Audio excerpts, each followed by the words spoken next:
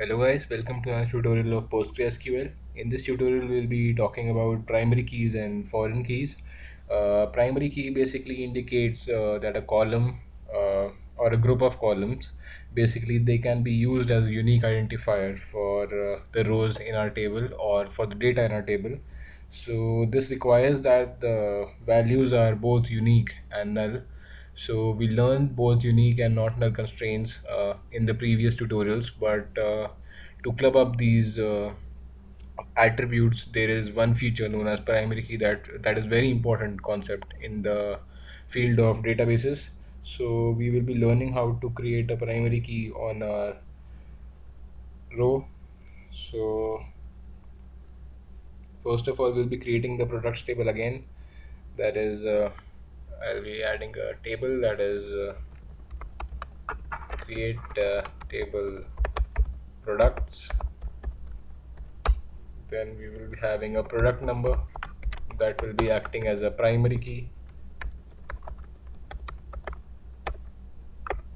So this here declares the product number as a primary key. This means that the product number has to be unique for each product and it cannot be null. So primary key defines that it uniquely identifies each product. Next I have the name as a text, and next I will be having price of numeric type. So this is it for our table. Suppose we wanted to add a couple of primary keys, that is a combination of product number and name as the primary key. So we could also do it by this way, that is we have to mention primary key here and we will mention the name and the product number, and we would not need primary key here. Then we would just need integer here. So this indicates that the primary key is made up of two rows, that is this. So we will not be using two rows here or two attributes. I will be just adding a primary key to the product number column, and you could see that it returned successfully. Next I'll be entering some data into it. For this I can enter the graphical one because now I have the primary key, so you could use this too. So I will be entering 1 and soap, and price would be 50.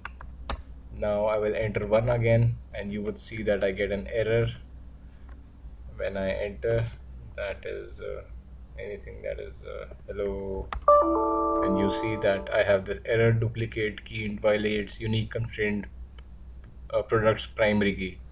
So you see that I get an error: key product number is equal to one that already exists, so I cannot enter one more product that has the same product number as this. So I have to enter 2 and enter hello, and I'll enter 100, and you see that it successfully enters. So this is the role of a primary key in our table. Usually in a relational database management system, uh, there is a constraint or there is a restriction that you have to have a primary key for each and every table, but PostgreSQL, it does not enforce it to you that you should have a primary key in your table, but it should be a good practice to enter primary key for your table. So for example, if we have a username in our database, so if a user has lost his password and we need to reset their password, so we need to have a unique identifier to identify each and every user and reset their password. So here username would be the primary key. So you could just visualize what is the concept of primary key and how is it used. This is the very important concept of database management in any of the databases. So next we would be talking about foreign keys. So a foreign key is basically a constraint that specifies the value in a column that must match the values of another column that appears in another table. That is, suppose I have a product number here and then I have another table that has a product number. So that product number should be equal to this product number, so that there is a referential integrity between our tables, or this table can be linked to that table. So we could I'll be showing you it with an example, the usage of a foreign key. So a foreign key can be basically used in this way. so that we have same values in both the tables, and that table can be linked to each other. So for the foreign key, I'll be just creating one more table so that you could see. One more example of this foreign key would be that, for example, if we have an orders table, so like we would like to have orders for only those products that we have in our database or that are available to us. So for that we'll be using the concept of foreign key.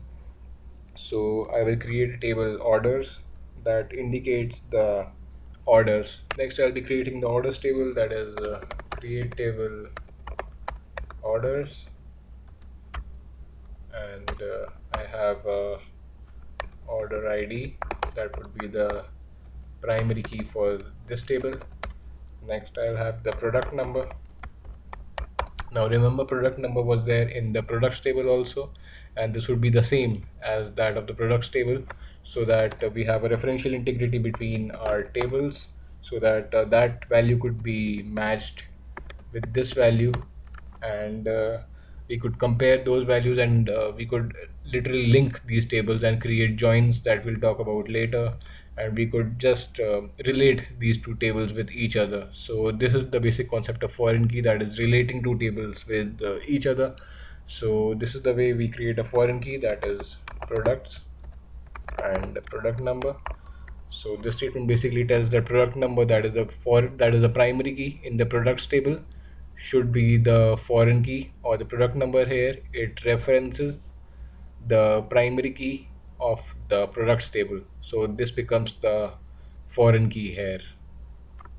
Next we have the quantity of integer type, and I missed integer here, integer. So that's it, and you would see that it runs successfully. So now it is impossible to create an order without a product in our entry that we don't have. So I'll be showing that to you in a while. So for example, I'll be using the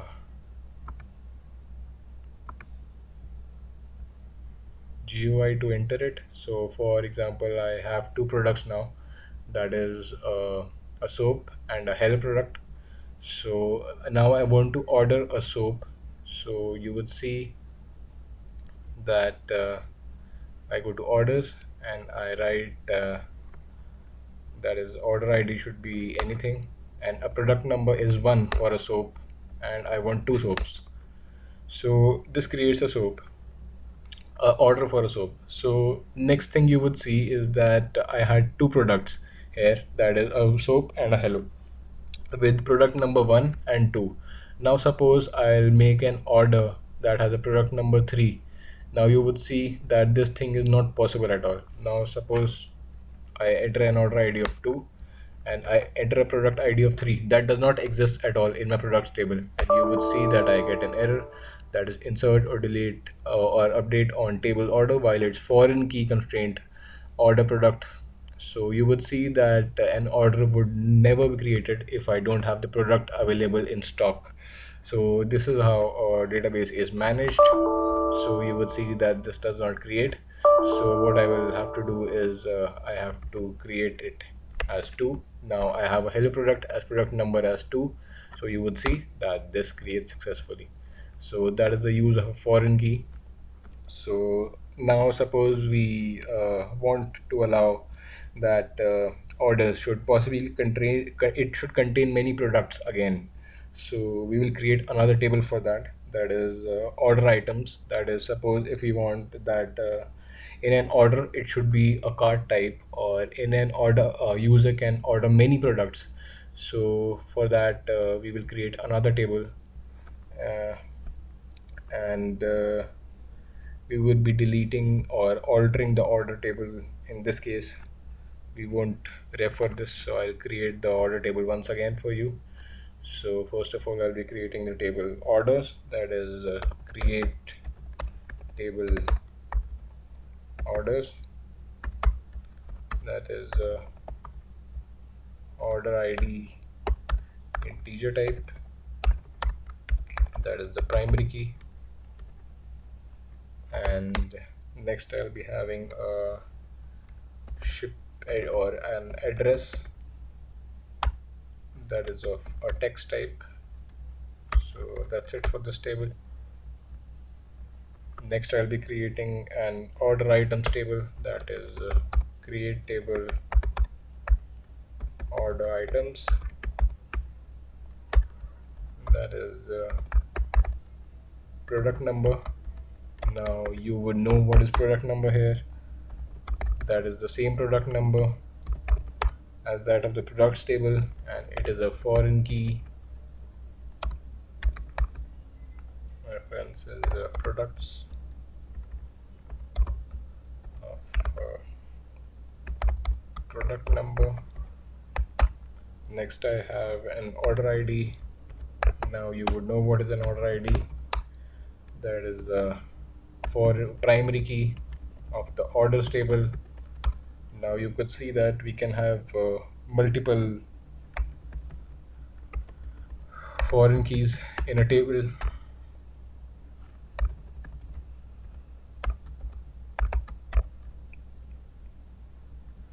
Next I have quantity, that is of integer type, and I will make a primary key of both product number and order ID as a constraint. So a combination of product number and order ID would be giving my primary key. So as you could see that this is successfully created. Now an order item could not be created until and unless an order is created, and it could not be created until and unless we have a product available. So you could just check it once again, like suppose if I have to refresh this. Now you could see I have products, that is one soap and two hello. Next I have created orders. I have created another order, that is suppose order ID is 1 and shipping address is Delhi. Second, suppose if order ID is 2 and shipping address is Kolkata. So now I have two orders and I have two products, and you would see here that if I enter a product number, that is 1, that is for soap, and oh, that is null. Okay, and you would enter an order ID, that is 1, and you would enter the quantity. That means that order ID is 1, that is user number 1 entered for they demanded for product number 1 of quantity 2. Now suppose order number is again 1 and product number is 2, and that is 3. Now you would see that order ID here is 1, that is for one user, and he entered both the products now, and you could see that it creates a cart now. Now suppose if I have a product number that is 3 and order number that is 3, you would see that it is an error, that a foreign key is violated. So in the next tutorial we'll be making an even more stable version than this one. So stay tuned and subscribe for more.